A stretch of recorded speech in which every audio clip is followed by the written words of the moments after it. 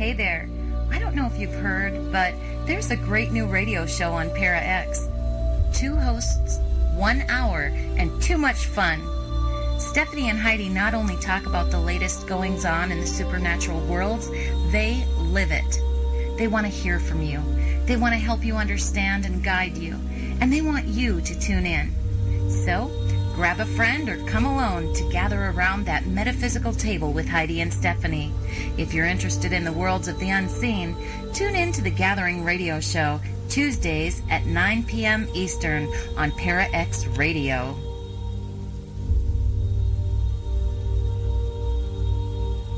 Hi, this is Barry Fitzgerald, and I'll see you in the shadows. Your source for everything paranormal. Para X. The views expressed and the opinions given by the individual host and their guests do not necessarily reflect those of Para X, its affiliates, or its sponsors.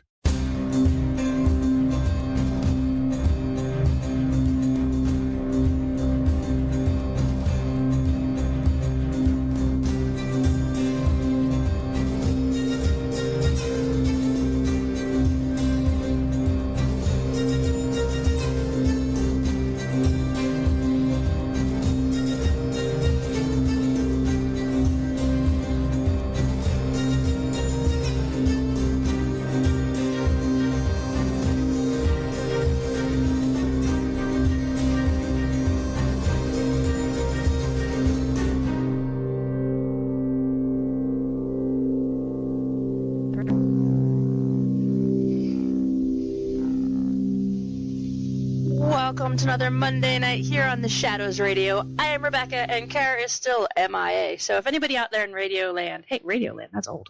If anybody out there has heard from her, seen her, you know, if we can send up the carrier pigeons, let me know. It's been a couple of weeks now, and I'm beginning to get worried that her ship never made it back to port. So anyway, it's just me tonight. Sorry about that, but I will do my best to fill the space as much as possible. And I do have an excellently, amazingly awesome guest to help me do that, and I will bring her in just 1 second. But before I do that, I want to get all that fun housekeeping stuff out of the way. Remember that you can find The Shadows Radio on every form of social media under The Shadows Radio. We made it really hard for you. And also, if you want to podcast any of our older episodes, you can go to theshadowsradio.com and take a look at the left-hand column where we have a link to pretty much every single streaming service that you could think of. Most of them anyway. If we don't have one up there that you use, let us know. We will gladly add ourselves on there and make it easy for you to find all of our old shows. We do upload our shows just about once a month. So if a show you just heard recently is not there yet, hang tight. Like I said, once a month or so we throw a big batch up there. So it will be up there as soon as possible. And I think that's it. Okay, so that's all the boring stuff I had to get out of the way. I just wanted to introduce my guest for the evening, who is going to be talking to us about some super interesting stuff that honestly I've always wondered about and I've never really talked about, and that is kind of the business side of paranormal conferences and kind of people who kind of hit the road and go from conference to conference, not necessarily as attendees, but as part of the conference, as the speaker, as the vendors. Like, how does that work? How do they kind of balance everything for themselves? And, you know, so I thought about it. I'm like, how do I ask that question without being like a total weirdo? And then I remembered that my amazing friend Tina literally lives at every con I've ever been to. And she's awesome at that. But she has gone around the country, made a million friends doing this kind of thing. And, you know, that's actually how I met her, which was awesome. And so let me give you a little bit of background. If you're not familiar with Tina Marie Ronan, she is a Reiki master teacher. She has a steampunk line. She has a metaphysical jewelry line. She has a specialty smudge stick company. She's a paranormal investigator, metaphysical discussion group leader. She has a black belt in Taekwondo, which I also have a black belt in Taekwondo, which makes this like the best conversation ever. But on top of that, she's got a nursing degree. She's got all kinds of amazing skills and talents, and she's just an awesome person. And I'm so glad that you're here, Tina. Hi. Hello. Love the introduction. Your check is in the mail. Woohoo! Yeah. Sweet. That's the only money I've ever made off this show. Oh, thank you. I don't think I've ever had a better introduction. That's just great. I am really good at buttering people up. You are. You are. Again, checks in the mail. Okay. All right. Now that we're all buttered. No. Yeah. So before we jump into kind of what I want to talk about, I want to give everybody a little bit of background on you. So I did the high Cliff Note version, but tell me, how did you get involved first into the paranormal, and then how did that spiral, if it did spiral, into all these, like, the metaphysical aspect, the steampunk thing, or were they two totally separate journeys? Everything kind of came together. I am a third generation psychic medium. I do not work as one, but it was something that was in my family. So I grew up with the knowledge and the ability, but wasn't able to share. It was, back in the early 60s, you don't talk about stuff like that.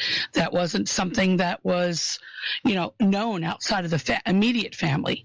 I have cousins that had no idea. So, as I got older and became a teenager, didn't do it so much anymore. And then I guess it was about 32, 33. I'd had my children, and they were both very young, and my gifts just came flooding back. And I've been going ever since. I knew this was something I wanted to get into because for me, it's like one big puzzle and I have to solve it. So joining a ghost hunting group, learning, getting out there, helping people, doing that kind of stuff, I really enjoyed it. I really liked it, and it let me use my gift. And as my children got older, I had gone to one or two Paracons and kind of saw how they worked and what was going on out there. And I said, you know what? This is something I want to do. I really want to do this. But I was smart about it. When my daughter went in, she's the youngest, when she went into high school, I took those 4 years that she was in high school and did a few Paracons here, a few there, just going, as someone does, like buys a ticket, go to, I was just a participant. And got to know some of the different people who were running them, some of the people who were out there on the circuit. So when she graduated from high school, and she went on to college, we dropped her off in August. My very first show was September. And that's how I started off. So you were in no hurry. You dropped her off and kind of shoved you out the door while holding on to my button. I'm just kidding. No. No, but I prepared. I looked at it as a business venture. And I said, if this is something I want to do, I've got to be smart about it. So built up my line, got ready, got local people who knew who I was, and then just started to get out there. Started with people I knew and started with their Paracons, good friends, nearby ones, which I think the very first one was ShadowCon in Fort Wayne, Indiana, run by the original Para sisters, and they're friends. I've known them for years because we used to be in the same ghost hunting group. So it was easier starting off with friends. It was, it wasn't something where I didn't know anybody. I knew half the people at the event and met a few more that weekend, and it just blossomed from there. So you didn't go with the intent on being a psychic medium, though, right? You went with the intent on selling your jewelry lines. Correct. No, I felt that there was enough of those people out there, and I knew that even though I had the gift, it wasn't something that I was comfortable enough to sell. Do I use my gift still when I'm out on the road and doing what I do? Yes, I do. I like the way you said that. That was fun. So, I'm sorry. Go ahead. No, that's right. I was waiting for your next question. I've got all of them. No, please do. So, all right. When we start out, you said you're starting out local with people that you knew and events that you knew. If someone came to you and said, Tina, I'm going to put on a con. It's going to be right around the corner from your house, and it's going to be $35 for a vendor table, right? That seems to be a pretty average amount for some of these events. How do you then look at that and say, all right, what kind of information do you kind of look at and say, all right, this is kind of what I'm thinking. This is what kind of stuff I should bring. Like, what are you thinking, looking at when you're planning to go to something like this? Well, obviously the first thing I want to do is I want to see how far away is it from me? Because if you're going to look at this as an actual business venture, because I left my full-time job for this, I have to see that I'm going to make enough money to, one, cover my tables, because it's never just one table. For me, it's 2 to 3. I also want to know, if it's not in my backyard where I can sleep in my own bed, how much your hotel is going to be in that area, because you got to add that expense in there too. Yep. And then you also have the expense of, if it's not in your backyard, gas. So I truly look at it as a business venture. Yeah, there are a few events I go to throughout the year that I am not there as a vendor. I am there strictly as a participant, only because it's just, you got to have some fun once in a while. So, but yeah, I literally count all that stuff in there ahead of time, and kind of weigh it out. Now, have there been a few over the past, this will be my 5th year out on the circuit. Have there been a few that I have not made enough money to cover all those expenses? Amazingly, out of the 4 years I've been out there, only 2, and they were both last year, that I did not make enough money to cover all my expenses. So, yeah. So, all right. So we're talking about expenses. So obviously you're creating the items, you're traveling, you're staying, you're probably going to have a food at some point. Right. I feel like that's a budget thing too. But what about things like, projected foot traffic, or like how many people they're expecting? Does all that weigh into your decision as well? It does. What I do is, if it's a brand new Paracon, I contact the person who's having it. I've been out there long enough now that I'm not always contacting them. Some of them are contacting me. So what I do is I ask, my number one first question is it inside or outside? I don't do outside. Some of the merchandise that I sell would never go well outside. And by the time I would break it down, if there was a rainstorm, my stuff would be ruined. So it has to be inside. So I always look, is it inside or outside? What kind of traffic do they expect? Now, if they're brand new, they kind of guesstimate on other Paracons that have been nearby them and what kind of foot traffic they have gotten. If they're established, then they know ahead of time what they're going to have. Also, according to how big is their vendor area. You can go to these Paracons that are huge, and their vendor area is this little tiny room with 20 vendors.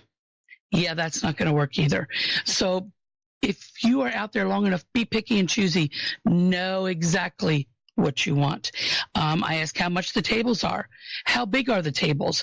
You get those that say, oh, well, it's a 6-foot table. I then ask, is it a 6-foot table like a regular table, lunch table at an elementary school? Or is it one of those skinny 6-foot ones where I can put 5 hats on and I'm done? So I need to know exactly what I'm going to get. I also, and what I do to get extra tables is I speak or run classes for the different Paracons, and each one asks for something different, and I provide that for them, and it's free for their ticket holders. So that's just one more thing the ticket holders are getting. So for me, then they give me a free table. So you're mooching. No, I'm just kidding. Yeah, kind of. But, they're getting something out of it. So, well, that was actually going to be another one of my questions was, does the speaker list or the other vendors that are going to be there or the celebrity guests that they're projecting, does that necessarily impact which cons you're selecting to go to? Sometimes. I have done a couple of brand new Paracons, just to kind of, one, get my foot in the door and see what it's like. And they've always so far have panned out, like I said, except for those 2. Now, some of the ones that I started off with when they were brand new are in year 4 or 5. And I have one that's coming up in May that started off as a very small one in Ohio, and they are now at the Mansfield Reformatory, and they're going to have like 10 huge big names in the paranormal world. So, of course, the table prices went up, but knowing how many people they get already prior to that, to weighing out the guests that are coming, to me, the table price was worth it because of they'll triple their foot traffic. So, yeah.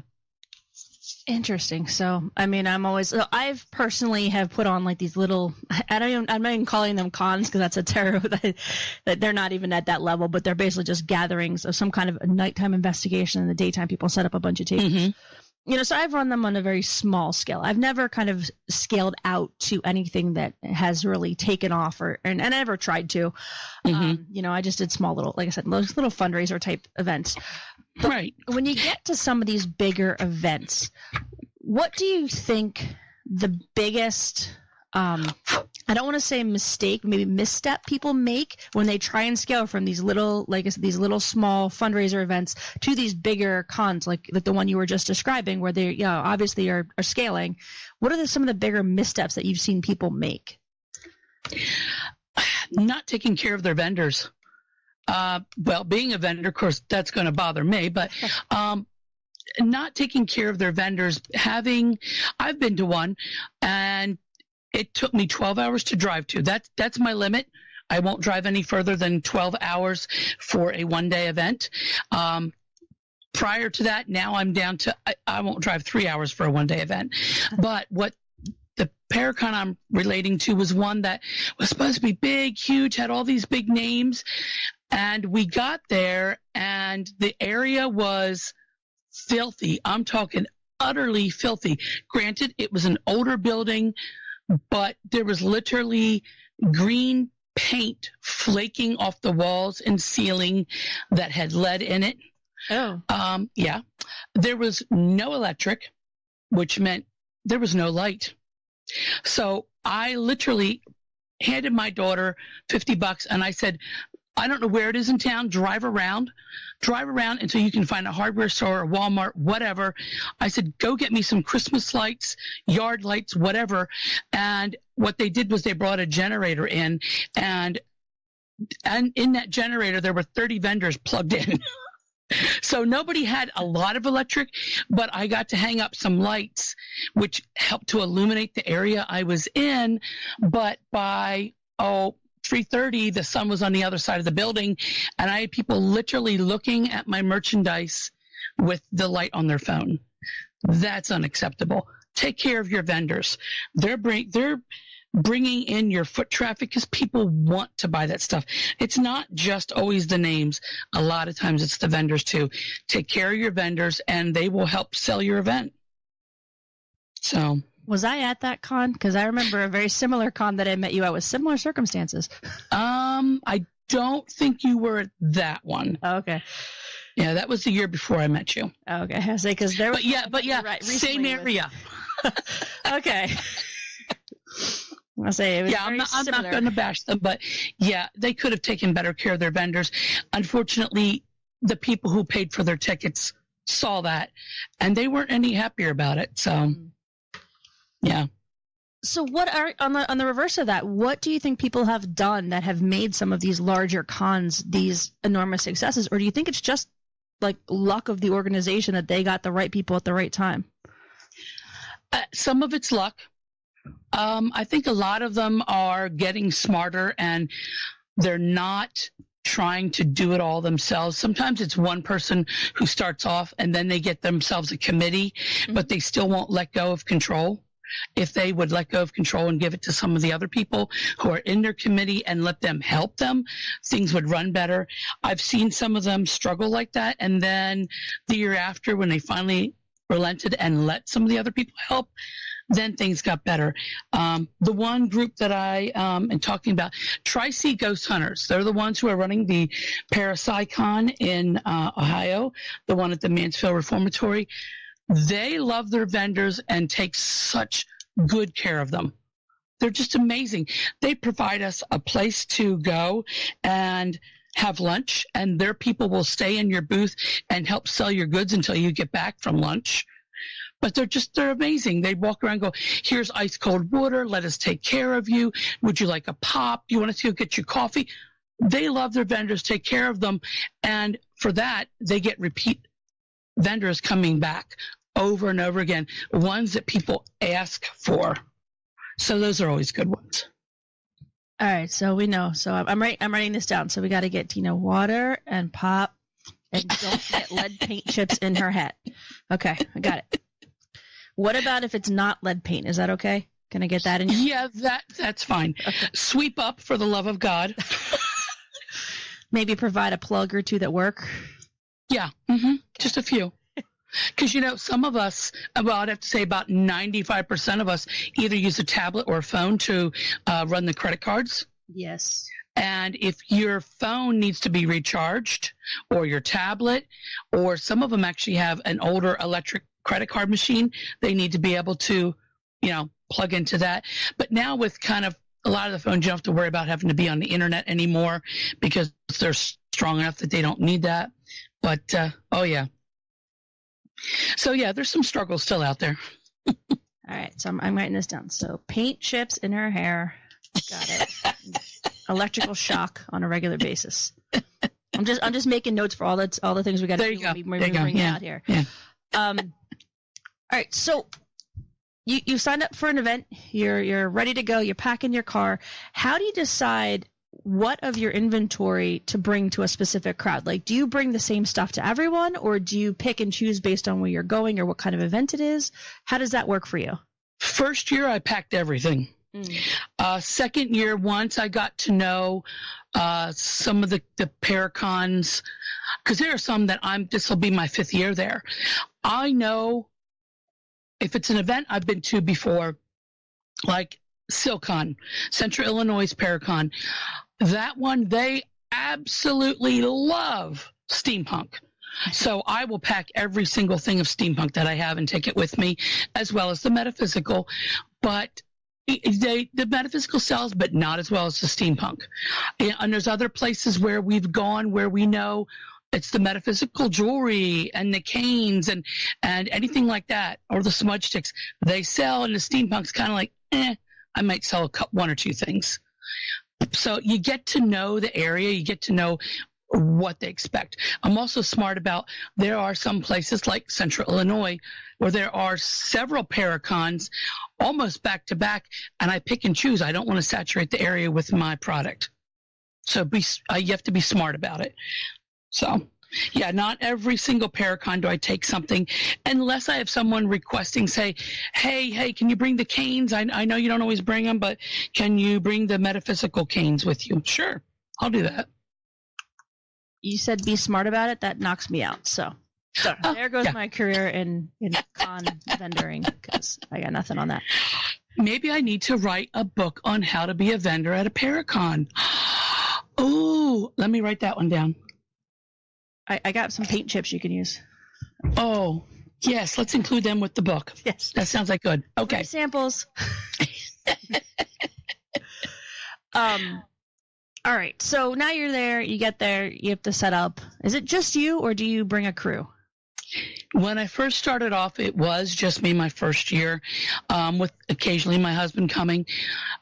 By year 2, I was too big of a vendor to be by myself, so my daughter accompanied me to quite a few. After that, she kind of was unable to, with things that she was doing at school, to get away, so it was my husband. I got to tell you this one, guys. Some of you have heard this story before, but it still cracks me up. When my husband came with me for his very first show, he helped me set up, and I said, okay, get ready. They're about to open the doors. He goes, okay. About 20 minutes in, he's just watching everybody who goes by, and he's going, I don't understand. I said, understand what? He goes, they're not all dressed in black. I'm going, what?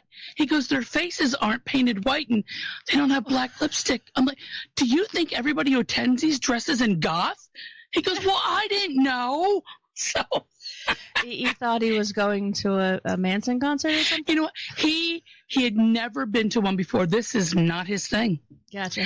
And for him to see it, it just still cracks me up. But he's well past that now. He comes with me for pretty much every single one now, except for Mid-South, which is Keith Age's event. Mm-hmm. And my daughter comes to me with that one because she now lives down in southern Indiana. So I just swing by, pick her up, and take her on down to Kentucky with me. So, but other than that, it's my husband. Aw. That's like a little road trip. It's like family vacation. Well, like I said, with a lot of these, I am going off to speak or to run a class. I've got to have somebody at my table while I'm going. Mm-hmm. Not every person who puts on these events provides people to sit at your booth when you're speaking. So you've got to have a backup. So, yeah. Or a taser. Well, yeah, but that only works if you're there. Well, you just got the guy at the booth next to you, be like, hey, by the way, just hold on to him, and then when I come back, I'm going to tase him. Yeah. Yeah, okay. Come to your booth if you were tasing people. Like, hey, guys, quick. It's like public video. Well, it's like public hangings used to be in, like, olden days. Bring the children. Exactly. This is what happens, little Bobby, when you touch the stuff that's not yours. All right. This is why I'm not supposed to have kids. So, okay, now I'm off on a weird tangent. All right, so for people who may not be familiar with your stuff, so we've mentioned the metaphysical and the steampunk stuff, but can you describe a little bit about some of the products that you kind of put out in some of your bigger sellers? Certainly. When I first started off, it was all the metaphysical. It was like rocks, stones, crystals made into jewelry. I also provided at that time information about the rocks, stones, and crystals and their metaphysical side. I always wondered, all these people were selling, crystal necklaces and there's this stone or that stone. And it was either on just a plain chain or a piece of leather. And it was just a single crystal. I'm like, well, why can't we dress it up and make it pretty, make it elegant, make it something different besides just a crystal hanging on a piece of leather? So I started to develop all these different pieces of jewelry. And from there, I branched out into, doing other things with it. Like one of the other things I do with metaphysical is I do walking sticks or canes, and they have crystals and different stuff on top of them. So different metaphysical things that I do with, like I said, the rock, stones, and crystals. I started noticing there were girls who wanted to buy stuff for their guys, but couldn't find anything that was, quote, manly and not like pink crystals. So I started to say, okay, what can I do that's going to make it more manly, butch it up a bit. So I said, okay, guys like tools and guys like, they like to get a Menards and all that different stuff. So I started adding different little bits of like steampunk stuff, bits and pieces from clocks, watches, that kind of stuff, just to get it looking a little bit more butch. Well, I put a couple online and I had a photographer call me and she said, I hear you do steampunk. At that time, I had no idea what steampunk was. And I'm like, sure, yeah. She goes, well, we're doing a steampunk shoot. We would like to rent your jewelry for the day for the shoot. And I'm like, great. Why don't you come next Saturday and pick it up before your shoot? She goes, not a problem. Sounds good. Between the time I hung up from her, which was, I think it was something like a Sunday night until the next Saturday, I made 34 new pieces of steampunk jewelry. They literally rented it out for the day and then brought it back, and I got a fee. And then whenever they posted something with a picture of the model representing whatever with my jewelry, I got credit for it. So that's how I broke into the steampunk. And from there, the steampunk jewelry to steampunk apparel, which is mostly hats, but there are the things that I do create now, like the military jackets and military satchels, but all kind of steampunk embellished. I also get people who want hats that are themed. Like this past spring, I just did one for a friend who absolutely loves anything and everything Gettysburg.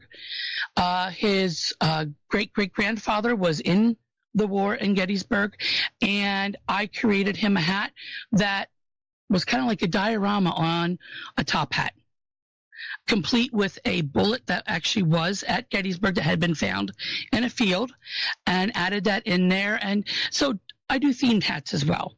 I've also done elegant hats for weddings, Pebble Beach Car Show, the Kentucky Derby. So from there, I didn't have enough to do already. I also noticed while I was at these different Paracons that there was a market. Everybody was selling sage sticks, but nobody was selling specialty sage sticks. I'm talking about the ones that have different herbs in them. The Wiccan and pagan community do use specialty sage sticks for Sabbats and their high holidays. They also, they need them with these different things included in them. So I told my two best friends who I see every Wednesday, we sit and have coffee. I told them, I said, look, ladies, I said, there's a market for this. They said, do you think we can do it? I said, let's take the next couple months and gather the stuff together. Now, this was last January, 2018. I think it was beginning of August. We finally felt that we had enough pulled together that we could start making smudge sticks. So we started making them. We got them posted. I took some up to the local different like crystal rock shops and Wiccan shops, and they loved them. So within 3 months of us starting this specialty smudge stick business, we are now in 4 stores, and we are online, and we are now currently working on strictly profit. And we made enough at the end of the year that I handed these ladies cash profit from what we've made. We are that wanted out there. So now I take these specialty smudge sticks to the different Paracons. A lot of times I will get people who contact me right before I come and say, hey, I need this, and this, and we'll get them all made up, and I'll take them with me, and I deliver them there at the Paracon. So there you go. There's my 3 businesses. Very cool. And if you are in the ParaX Radio Network chat room, I did put the link to, I think I posted your Heirloom Habedashery in there twice. Sorry. And then, that's okay. Well, yeah, I'm going to post it all the time, but also the 3 Sisters smudging link. And we will do our shameless self-promotion in a few minutes, and you can tell everybody all your links. But I did have a listener question come in over our Facebook, and they wanted to know, they said, have you ever had a time where you were promised something at a con, you went, you did your part, and you got totally blown over? Oh, God, a different word, but I'm going to use blown over. Yeah, and that was one of the ones that I did not make enough money to cover my expenses. Just really, and the thing is that the person did it to every single one of the vendors, and just... Yeah, even the person who was their big speaker, who I'm not going to name because I don't want this to get back to the person, because I don't want to hurt them. I just wish they had been more truthful. When I asked if this event was going to be inside, she said yes. Mm-hmm. She didn't mean the vendors. The vendors were outside in one of those little white wedding tents. I'm sorry, people, those things, they drip when it rains, and it was the first weekend in May, and it didn't just rain, it freaking poured. It was freezing out, and it was just god awful. And we watched as the water was starting to drip inside, and I got the person who was running the event, and I said, 1 drip on my hats, and I'm packing up. And the next morning we got there, and it started pouring buckets again, and I just packed everything up. I said, I'm done. I'm not going to ruin my merchandise. And because it was so cold and so wet, nobody was coming out to the vendor tent anyway. All the main speakers who had tables out there had abandoned them and had gone inside. So I was the only one besides one other store who was sitting outside. So yeah, it does happen, unfortunately. But what it does is leave a bad taste in the vendor's mouth, as well as the speaker's people, and they don't come back. Mm-hmm. So, yeah, it happens. So I got another question that came in, and they wanted to know who normally gets the profits from an event like this. A lot of them will profess to be some kind of charity fundraiser, but then there are some that don't. Who normally then pockets that? I guess the people who are putting on the event. I have not been to one yet that isn't actually taking the money elsewhere. And I know, except for, like I said, the 2 last year that were brand new, I knew everybody that was running the events, and I trust them. Like they're taking it to, like, when they do like potographs, that gentleman, he takes them to different shelters. Mm-hmm. There's one that does it and takes it to all the local charities in the area, and they actually post what they got, what they gave to them, and those local charities are chiming in, thank you. So you know that those people are doing it.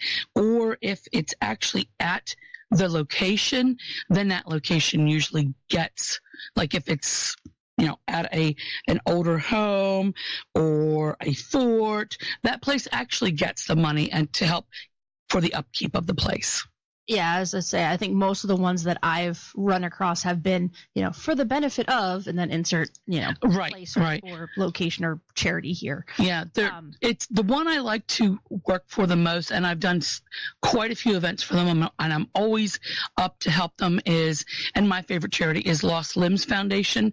Mm-hmm. They actually now currently own Rhodes Hotel, so anybody who does go to Atlanta, Indiana, and rents that out for like a haunted event, they actually, all that money goes to Lost Limbs Foundation, and they actually help people who cannot afford to get their prosthetics. Then they are able to help them with that. So that's a good one. Yeah. So I've seen that one. There's a couple of them that I've seen recently that I've seen. So thank you guys for those questions. I want to kind of run the situation by you, and this is completely hypothetical, but in the last 2 or 3 years, the paranormal's kind of hit we'll say a slide in popularity. It's not the high flying thing that it was, maybe 2-3 years ago. How, as a vendor, do you compensate for that in your schedule and in your time? If there are fewer, kind of feet coming through the cons or fewer cons to choose from, how do you kind of compensate for that in what you do? Well, as for the less feet coming through, even though it is lagging, I actually have not seen that at Paracons yet. It has not hit the Paracons because there are still enough people who watch the reruns, watch the shows. They're still faithful. They're still coming. The only other thing would be, and I did see this last year, was the fact that there were less Paracons to attend. Mm-hmm. So I made it a point to branch out and go further and farther. So the point that I actually had somewhere it took me 2 days to drive there. Oof. So there were a few that I extended myself a bit, probably a bit too much, because this year I've actually cut back. I say that, and yet I've already told you that not an hour before the show, I only had, 4 or 5 events, and I now have 6 or 7 because I got 2 more confirmed in 1 hour before the show started. Yes, so sitting still, you are not. Oh, God, no. Who wants to sit still? I can do that when I'm dead. It's more of a lie still, but yeah, I got you. Yeah. Mm-hmm. All right. Yeah, no, I mean, and we hear the paranormal, at ParaX Radio and other paranormal stations, you kind of see this weird ebb and flow of the popularity of the paranormal. And I have noticed, like you said, a downslide in the amount of cons, not necessarily the people going to them, because I don't really get to a lot of cons because 3-year-olds don't do well at Paracons. But right. But the ones I have made, I feel like I see the same amount of people and the same amount of drinking. Which is why I like to go back to a con. No, sorry. Did I say that out loud? I will have to say, as a vendor, the night before the Paracons actually happen, when all the quote big names come in, and if you're somebody who's been on the circuit for a while, you get to know those people.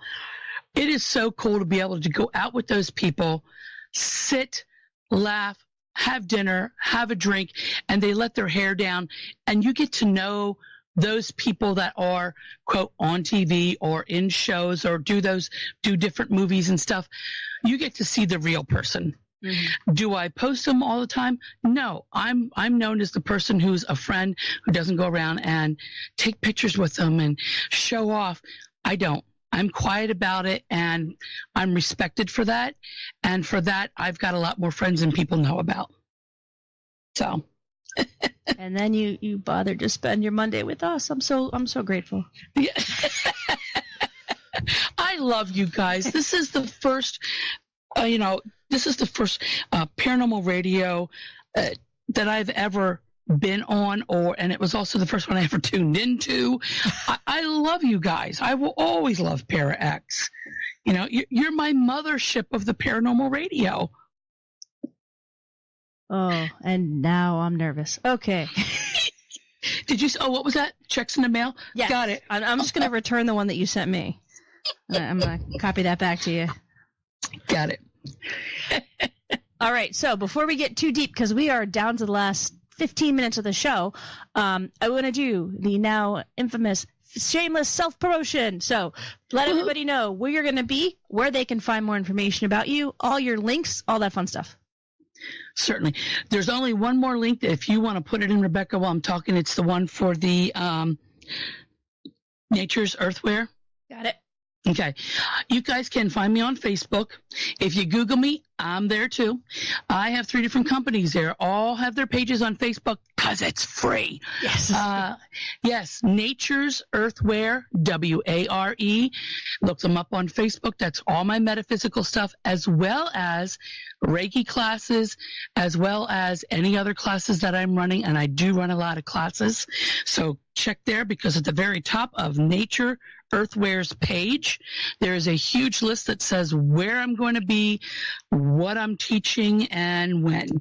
My other company is Heirloom Habedashery, again on Facebook, and that is all my steampunk gear and wear. And then the very last one is my brand new company with my 2 best friends, is 3 Sisters Smudging. Again, on Facebook, you can find specialty smudge sticks there, or we have no problem making you up the one that you're looking for. And where can you find me next? Let's see. We're running some Reiki classes in March and April. May, I will be at the Parapsychon at the Ohio State Reformatory, May 4th and 5th. The next one will be June 28th through the 30th, is Mid-South in Shepherdsville, Kentucky. I will also be doing a day of healing hands at the 101 Para Cafe in Winchester, Indiana. July 27th is that. The next one is September 6th and 7th. I will be at Silcon in Mattoon, Illinois. Then I'm doing some Reiki classes. September 13th and 14th, Warsaw Parafest in Warsaw, Indiana. That one has not actually been announced yet. You guys are the very first one to hear about that. Keep your eyes out. It's coming out very soon, and I hear they're going to have quite a few big names. September 28th, I will be at the Collingwood Arts Center in Toledo, Ohio. Then I'm running some more Reiki classes. October 18th and 19th, I'll be Gypsy Soul Vintage Market in Berrien, Michigan. October 25th through the 27th, I will be at Dark History and Horror Con in Urbana, Illinois. Now I actually have 2 for 2020. February 1st, I will be at Para Unity Day at the R Theater in Illinois, and October 16th through the 18th, I will be at Fright Fest in Fort Wayne, Indiana. So that is just my current schedule, guys, but keep an eye out on the Nature's Earthware page, because my schedule tends to change pretty much every week as to new things coming out, new things that I'll be at, and new classes I'll be running. So no one can find you anywhere, and you don't ever leave your house. Got it. Mm-hmm. Got it. Yeah. Yeah. Are you kidding? From November through about mid-March, I'm home, and it drives me freaking insane. I can't handle it. But then again, September, there have been times when I have woken up in a hotel and had to look at my phone to figure out what state I'm in. It happens, people. That's pretty funny. Oh, yeah. Oh, yeah. Okay.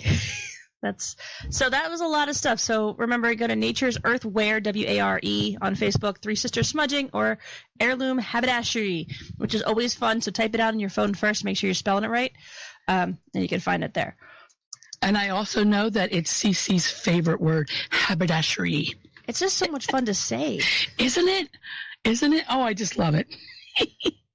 There was a house we were looking at that actually had and I'm going to butcher this, but it's like a haberdasher's closet or something, or a haberdasher's corner.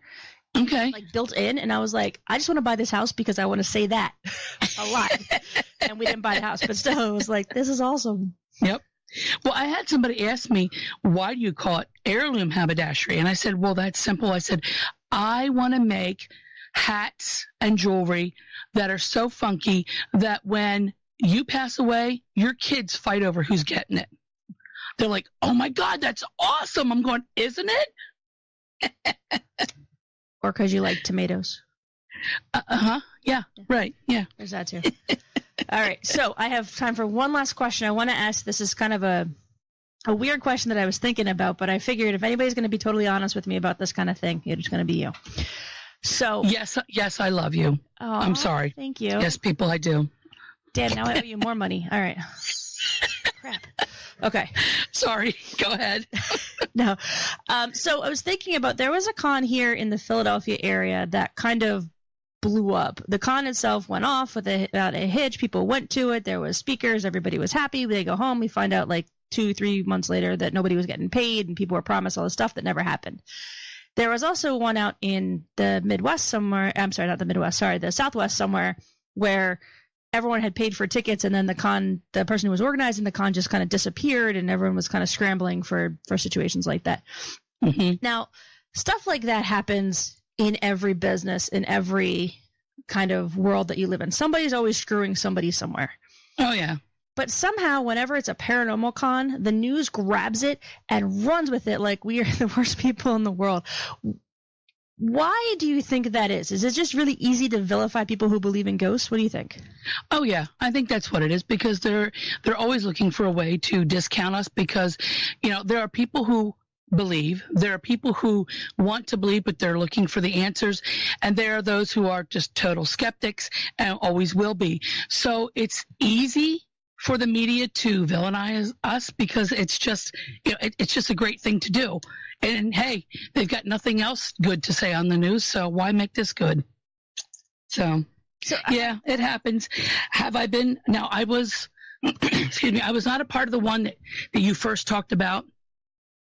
I was part of a different one. Oh, so I wasn't subtle enough. You didn't know who I was. You were supposed to know who I was talking about. Oh, I knew who both of them were. The first one, I wasn't a part of that one. And the other one, I was, but I don't know why people didn't get paid, but the money did show up, and I did get my money back. So it happened a while, but it did happen. The person did to get it taken care of. So it happens. I do hear of people who don't ever get their money back, and I apologize. But then again, you got to be smart. If this is going to be your business, be smart about it. Know the people. If you don't know the people, see if there are other people out there. Like the 2 new ones I went to last year that I was unaware of how things were going to happen. I asked people, do you know this person?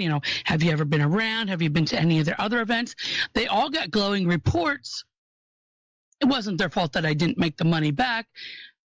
It happens. But know the people. Be smart about it. Research. So if you're just going to be somebody who's out there and does 1 or 2 events a year, you may not know all this different stuff that's going to happen. Find out. Know people. That's about all I can say. Interesting. Yeah, I remember when those stories hit the news, it was like, oh yeah, there was people screaming like, "Oh my gosh, it's these paranormal people! Don't ever open your door to paranormal events." Blah blah. Yeah. It's like, you know what? There are people all over the place that screw people out of money all the time. Oh yeah. We're just easier to pick on because we have ghost in our name. And there's actually been a number of them recently that I've heard of that have actually strayed kind of away from strictly paranormal and kind of blended paranormal with another aspect, like a horror movie aspect, more metaphysical side of things. And somebody actually asked this question as well, and they wanted to know, do you kind of move away from paranormal cons at all, or do you only do paranormal stuff? Oh, no. I do other stuff as well. Like one of the ones I got about 2 years ago, I got asked with this Gypsy Soul Vintage Market, which is like a bohemian market. And she goes, I have nobody like you I want you. And that year, unfortunately, all her events, and she does lots of different events, she rents out like the big state fair areas. When they're not having events, she rents out all the buildings and has these big bohemian markets. And the first year I couldn't do it because I had already been booked for the year. But about 3 years ago, I was able to finally get in, and I do 1 or 2 of her events a year. And they're always big sellers because I'm the only one out there. There's not a lot of people who do the steampunk. So a lot of times when I get in there, they love me and they want me prominently near the door to pull people in. There's only a couple of us out there that are actually doing the steampunk, and we know each other, and we're actually all friends. So you can go ahead and bash the other people, but guess what? We know each other. They will find you. No, I'm just kidding. I felt like a little bit of a threat there. had to piggyback on that one. All right, so we are down to the last 3 minutes of our show. This has flown by. Thank you, Tina, so much. Oh, of course. I loved it. Awesome. And so one more time, it is Nature Earth Ware, W-A-R-E, Three Sisters Smudging, or Heirloom Habedashery. I'm just going to say that one more time for CC in the chat room. Habedashery. It's just so much fun. It's like, sorry. Yeah, so you can find Tina and all her stuff there. And then from there, take a look at some of the events that she's got coming up, because she has just spilled all the secrets on how to be the most successful Paracon vendor ever. So from now, you have no excuses. You shall all go out and make the money, and I get my cut. Just saying. Checks in the mail. Exactly. All of them. All the checks come to me. No, not working? All right, I tried. All right, Tina. Well, we got to wrap it up. So thank you so much again. And as always, I'm Rebecca, and we'll see you guys in the shadows. Night all.